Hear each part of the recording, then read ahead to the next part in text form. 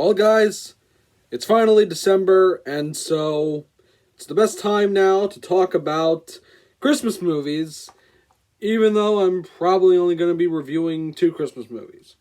But, so for the first Christmas movie that I'm going to be reviewing for December, in preparation for the new upcoming Steven Spielberg film, his remake of West Side Story.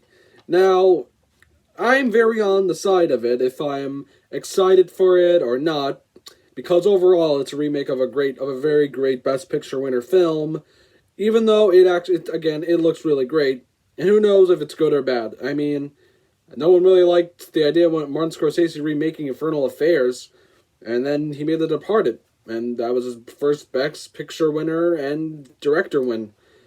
So, who knows?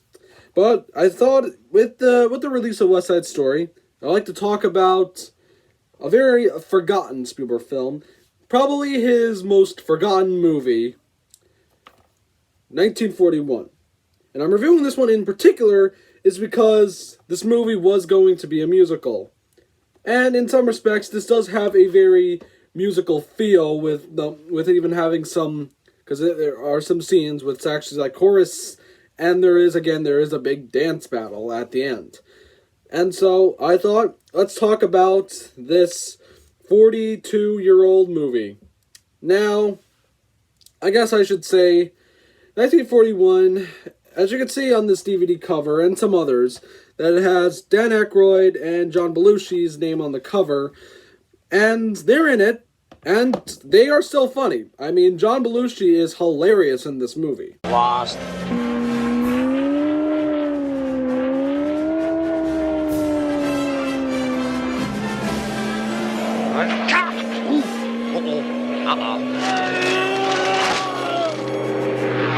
But this box is just inaccurate of what this movie really is, in a way. Because this is an ensemble piece, and John Belushi and Dan Aykroyd aren't really the main characters of this movie. And even when it comes to ensemble stuff, there's never really a main character in it. I mean, yeah, you can say the character of Wally and Betty are the main characters, but I mean, yeah, but I guess I should overall just go right into 1941, what the plot really is. So, from what you can kind of tell, 1941, it's after the effects of World War II, of the attack on Pearl Harbor, and just how America went into complete paranoia, and during the worst time of Christmas. So, everyone is freaking out, and I do have to bring up one scene in particular that is pretty bad. The main character Wally and his friend literally fake a bomb like a siren that the Japanese are about to attack, and everyone in a department store, and yeah, it's kind of in bad taste. But this movie that is written by Back to the Future screenwriters, Robert Zemeckis and Bob Gale, was loosely based around some stuff that has happened in the past in World War II, with a lot of riots and even like Japanese attacks, somewhat, not really attacks. But this definitely has some stuff that actually did happen, like especially Ned Beatty, who we sadly lost this year, literally gets a tank in his yard that's given by Dan Aykroyd and his unit, which also has John Candy, and we've already had two great comedians in this movie that we've sadly lost way too soon in life. And basically Dan Aykroyd has this whole character where he does not like seeing Americans fight each other. What the hell do you people think you're doing? You're acting like a bunch of Tojo stooges. What do you want to do? Put Yamamoto in the White House? The Axis is crawling like a slime all over Europe. I can't believe it. Americans fighting Americans. So, yeah. I don't think Dan Aykroyd's character would like the state of America today. But anyway, so yeah, there's that whole plot line of those characters, and so basically, and Ned Beatty has a daughter who is like who is part of the war effort and is participating in this concert, in this dance contest, and that her and her boyfriend, who Ned Beatty really hates because I guess he like destroyed his yard or something, his garage, and they were supposed to dance in it, but the problem is that he's not in the army, and then this whole dance is for people that's in the army only, and so one of the people in Dan Aykroyd's unit decides to dance with her, and as you can tell, this is a bad kid and good kid type thing, you know the cliche, and so yeah, that's like what it's kind of about. Those are the main characters. And but then there's the antagonist, which we have Christopher Lee and Hashiro Panini. Wait a minute. Oh, Toshiro Mifune. I can't believe I'm doing this because he's kind of a legend. So yes. Christopher Lee, who is kind of plays a Nazi, commander or something, who is working for the Japanese. I don't think that was a thing that happens. I don't know, but yeah, he's supervising them, and he is, and as you all know, Christopher Lee was actually, in the Navy, I believe. And he actually speaks very fluent German in this. Diesem Schiff sind die Besten aus der Schweiz. Das Problem ist ihre Mannschaft. Sogar die Kinder in der Hitlerjugend lernen schon mit 10 Jahren die Bearbeitung und Erhaltung eines Instruments, das einfach ist wie ein Kompass. Ich schlage vor, sie kehren in ihre Heimat zurück und überlassen den amerikanischen Kontinent unserer überlegenen Reichsflotte.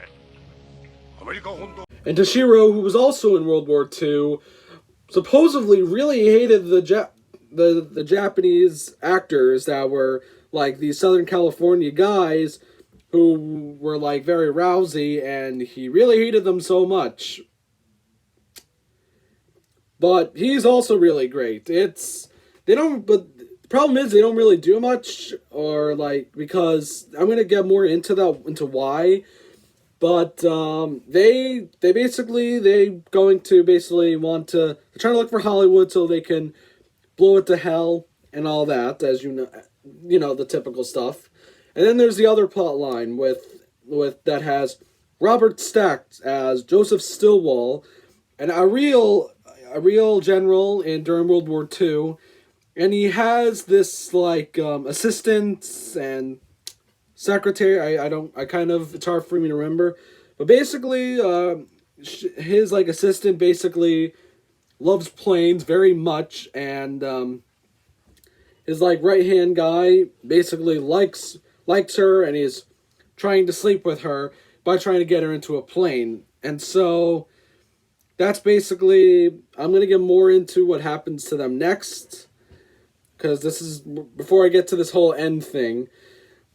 And then comes to the most underused, and the one I really love is basically the one that's on the Ferris wheel with Hamilton and Eddie Deason of Grease and Polar Express.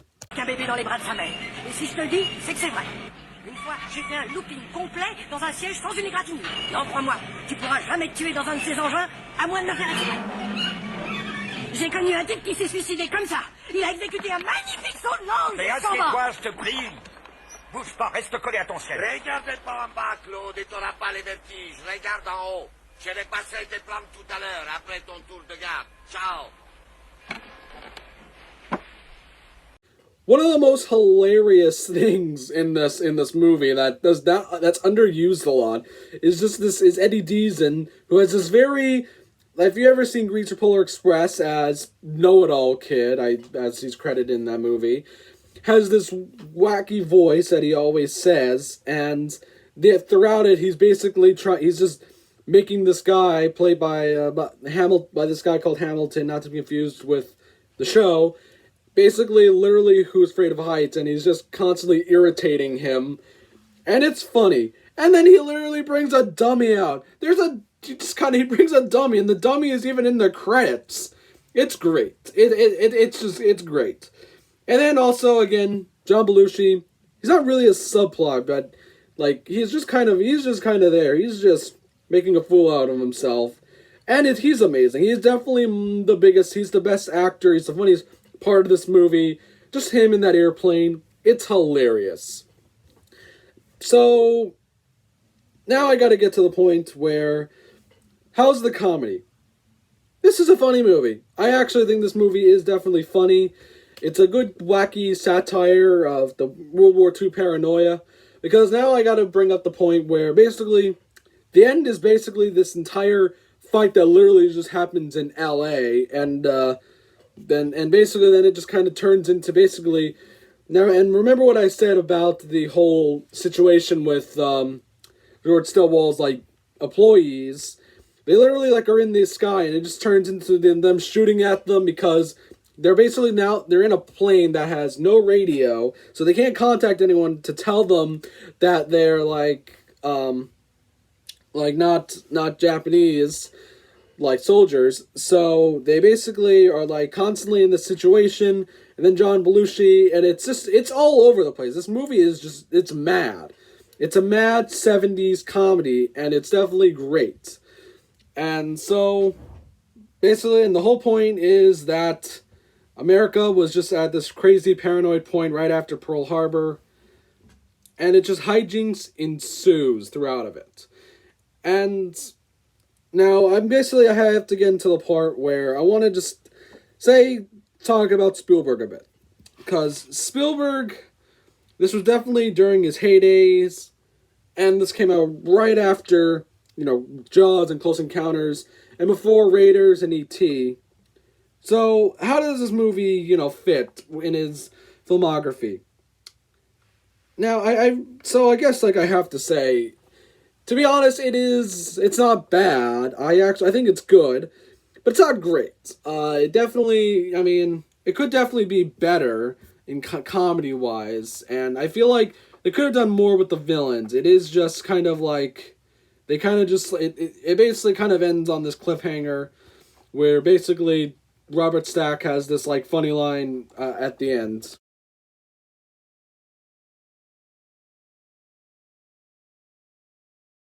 And definitely, I like how it is basically this kind of like Spielberg, when he was just making homages to old cinema.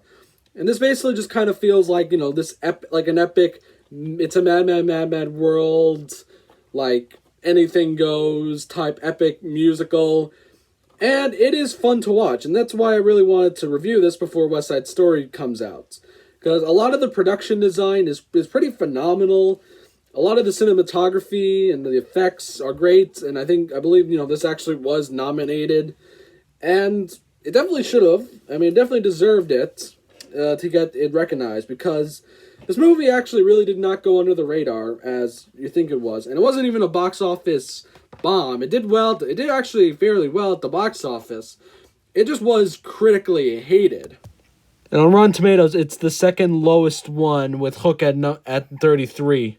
That's kind of weird. And when I said, when he made Indiana Jones and the Temple of Doom, he definitely kind of changed, and his films definitely became more mature, and he definitely hasn't been the same, this fun summer blockbuster guy. Even though I'm still fascinating what West Side Story will still bring to his filmography. But overall, 1941, I think it is still funny. It's an ensemble screwball comedy that just has all these big stars from the time, like Dan Aykroyd, John Belushi, Ned Beatty, John Candy, and I know I didn't bring this up before, but John Candy, I do have to admit, in this film, he is supposed to be racist, kind of shining the racism during the time. It doesn't hold up today on how it is, especially with that white-face, black-face scene, but I think 1941 is still a funny film, and it's still joyful to watch, and it just kind of feels like Spielberg just having a blast, because this movie, it even does open with, the actress who gets killed in Jaws, who gets eaten by Jaws, and It just basically just shows that this movie is definitely different, and definitely why I think it's just a unique one, because it's basically it's Spielberg making a film that we're not really used to him ever seeing, and that's again why I'm reviewing this. So I say, please go check out 1941. It's a very fun film to watch during the Christmas season, with it taking place during Christmas, and yep, it's an epic, fun film. Go watch it, guys. Thank you very much for watching this video. I definitely will be trying to actually release a top 5 or 10 Spielberg film, whatever I can do, because, I mean, Spielberg is definitely my second favorite director, so I gotta represent him in some way. But thank you very much for watching this video, guys. Leave me your thoughts on 1941. Have you ever seen this film? Do you think it's worth watching? Let me know in the comments below. Subscribe, and I'll see you next time. Bye.